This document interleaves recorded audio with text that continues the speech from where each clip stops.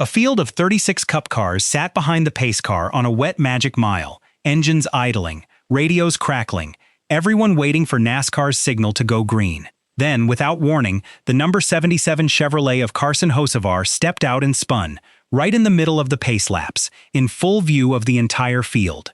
Seconds later, a radio transmission cut through the chatter that would end up defining the entire New Hampshire weekend. "Look at this guy. Look at this idiot." That line did not come from a random fan online.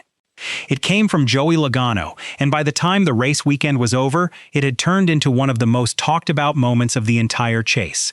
Not just because of what was said, but because of who said it, and what it revealed about a New Hampshire race that was already on edge before the green flag ever waved.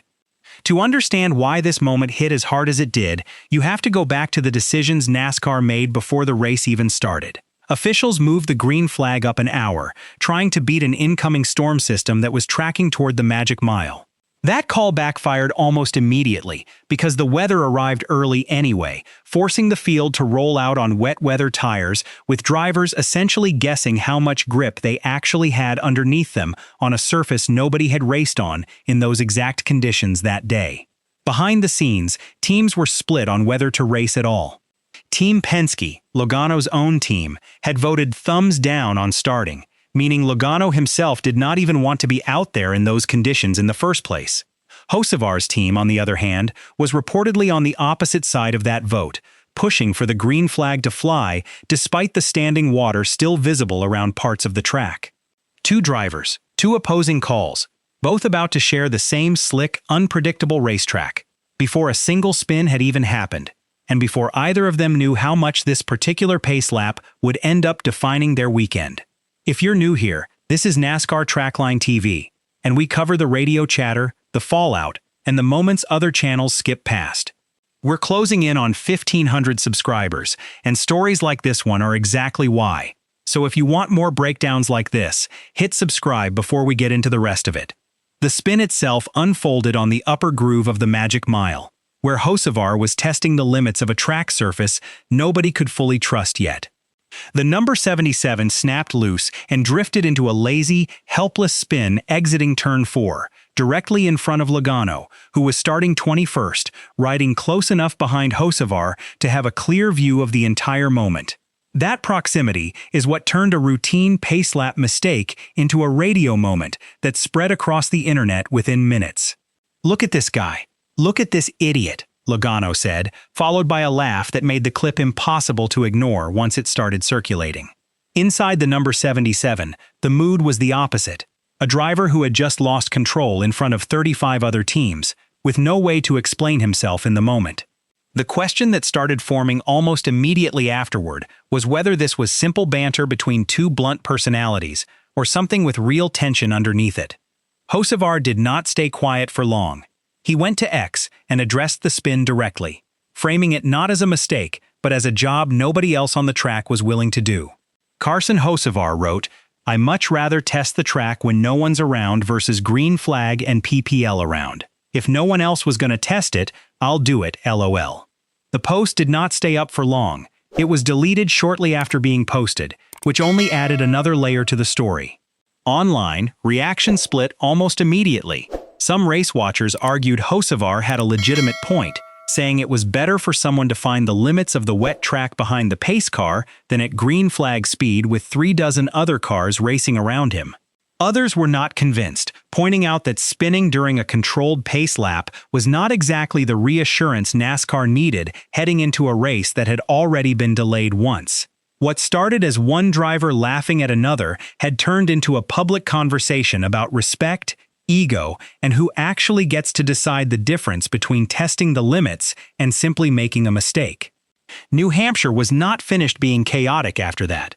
Once racing resumed, Tyler Reddick, who had won the pole with a blistering qualifying lap, spun exiting turn 4 on the very first lap of the restart, bringing out another caution almost immediately.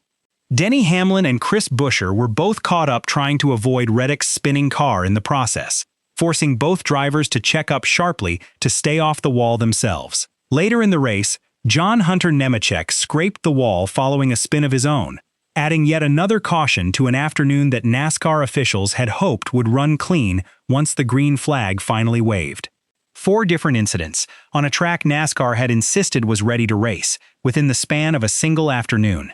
The driver who had been mocked for finding the track's limits early was, in some ways, the only one being fully honest about conditions that multiple elite drivers would go on to struggle with themselves later in the day. Online, the sentiment began to shift. Fans increasingly pointed out that if a driver could not maintain control simply circulating behind the pace car at reduced speed, there was little reason to expect the surface would hold up once 36 cars were racing at full speed just minutes later. That argument started gaining more traction across race-watching communities than the "idiot" comment itself, and it reframed the entire opening sequence of the race in a different light. Zoomed out, this was never really about one spin or one radio call. NASCAR was heading deeper into playoff and chase positioning, where tempers run short and every mistake gets magnified the moment it happens on an open radio channel that gets clipped and replayed by millions of viewers within hours. Logano has built a reputation over his career as a driver who says exactly what he is thinking, without much filter, regardless of who is listening on the other end of a radio channel or in the media center afterward. Hocevar, in his own right, has developed a similar reputation this season, a driver willing to speak bluntly both on the track and off it, whether that means defending a spin publicly or pushing back against criticism from other competitors. 2 direct personalities colliding in a single radio exchange is the kind of spark that can either disappear by the following week or resurface the next time these 2 cars end up racing side by side for position on a track where neither one is likely to back down first. NASCAR did not issue a fine over the exchange. Neither driver apologized publicly, and neither team addressed the incident in any official statement beyond acknowledging that both cars were checked and cleared to continue. The radio clip continued circulating across social media well after the race weekend ended, picked up and reshared by fan accounts long after the broadcast itself had moved on to other storylines.